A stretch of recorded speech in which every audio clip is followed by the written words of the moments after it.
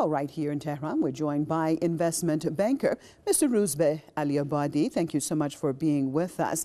Mr. Aliabadi, tell me about this deal. Is it a win-win deal? Because we're hearing positive perspectives coming out of the various capitals around the world. Of course, in Geneva, we heard John Kerry speaking well of it. Also, of course, Mr. Mohammed Javad Zarif and Lady Catherine Ashton. Your perspective, is it a win-win, both for the P5+1 and Iran, or not? I think it's a win-win. I think it's a first modest step. What took place on the early hours of November 24th in Geneva was indeed extraordinary, and I think it well deserves the word historic, and historic, not a mistake, but historic opportunity for the world to make the region more stabilized. So indeed, it was a positive step. It was a modest step, and it was an Iran deal indeed. And I think everyone came out of Geneva happy with the initial outcome, and we have to see what's going to proceed in the next 6 months. Well, Mr. Aliabadi, what do you make of these negative comments now coming out of Tel Aviv? Well, I think this is just the beginning of it. We'll see more negative comments and we'll see more negative reactions. And frankly, these are coming from mainly Israel and, I would argue, a neighboring country in the Middle East. And potentially what they're looking at Iran taking away market share down the road. They're looking at Iran reintegrating into the global economy, or potentially reintegrating into the global economy. And what they're also looking at, they're seeing a historic opportunity for Iran to take its right place in the region. And this is indeed becoming a geopolitical earthquake for Israel as well as the Middle Eastern neighbors, as well as this is becoming a political and geo-economic earthquake for some of these critics. Well, you are an investment banker. Let's look at the economic consequences from this deal. Impact economically you think that it could have for Iran and others that have been involved in the signing of this deal.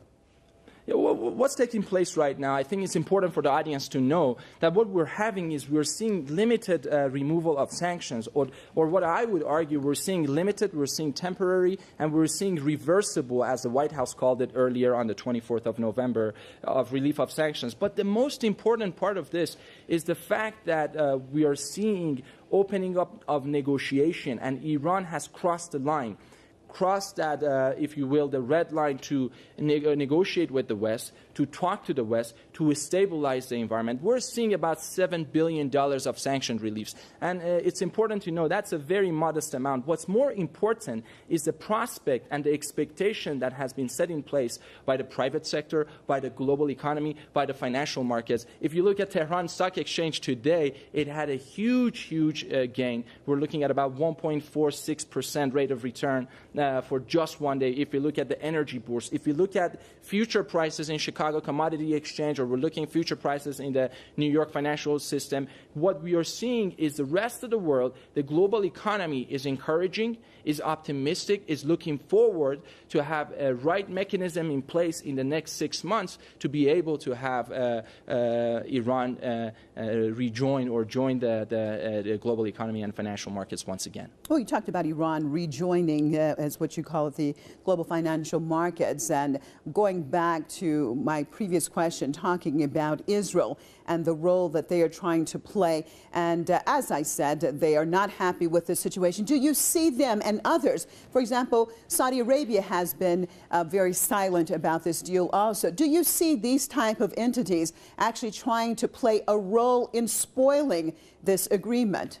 Oh, absolutely, absolutely. Undoubtedly, this is going to take place. So it's important for the 6 world powers and Iran to know that this is just a beginning, and it's going to be a tough road, and there are going to be a tremendous amount of milestones. But at the end of the day, the win-win situation is for Iran, for the world power, but for the broader global community and for stability of the world. And I think if we're looking at it a little bit more long-term, rather than being short-sighted and looking at short-sighted political gains, some of the critics like Israel and some of Arab countries are looking at, I think we're seeing Iran is playing a constructive role, can play a tremendous role in the global economy, and I think we're on the right path to get there. And your long-term prognosis of this deal?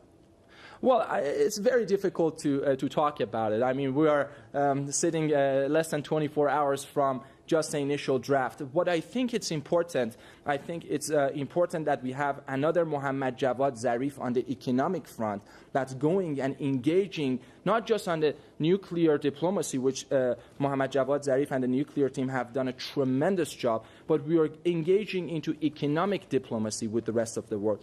Going out there and saying to the international partners, listen, folks, we are in the 6 months, if you will, a nuclear deal time frame, but Iran is open for business. Iran is ready to become international partners with various partners that are looking at Iran as viable, accountable, dependable partner on an international platform and financial markets. Mr. Roozbeh Ali Abadi, investment banker right here in Tehran, thank you so much for being with us.